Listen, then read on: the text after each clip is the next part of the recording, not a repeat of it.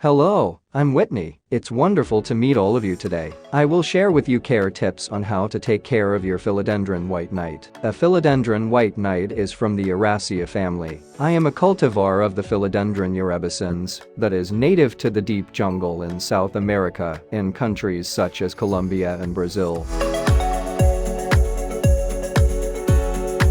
What is a cultivar? A cultivar is a type of plant that is bred for desired traits. Essentially, I am a designer plant.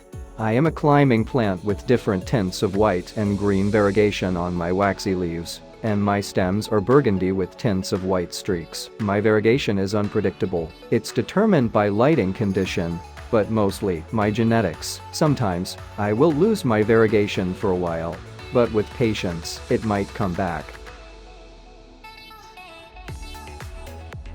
I am very easy to propagate and root. Just take a pair of sanitized clippers and snip below the node. The node is where the aerial roots are growing out from. To prevent my stems from rotting, let the end of my stem callus for 24 hours. Rub cinnamon on my stem to help it callus faster. Also, cinnamon has rooting properties, antifungal, and will help prevent the stem from rotting. Afterwards, place the propagation in your substrate of choice. Make sure the substrate is covering the node. Roots will develop in 1 to 2 weeks. Some might take longer. As far as substrate needs are concerned, I need it to be well draining. I can be grown in any airy soil mix, leca or sphagnum moss. If I get right, indirect light and a pole to climb on, my leaves will get bigger, and my internodes will get shorter. If given the perfect condition, I grow pretty quickly with a new leaf every 2.5 weeks. Just like any houseplant, I am susceptible to common pests. I was once bitten by thrips in a greenhouse, but my plant mom found the thrips in time and got rid of them. My white knight friends got bitten by mealybugs, thrips, scale, aphids, and spider mites. But pest prevention is really easy. Step 1.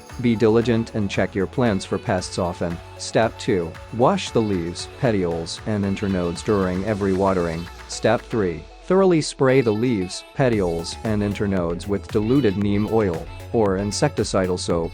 Here are a few things that make me happy.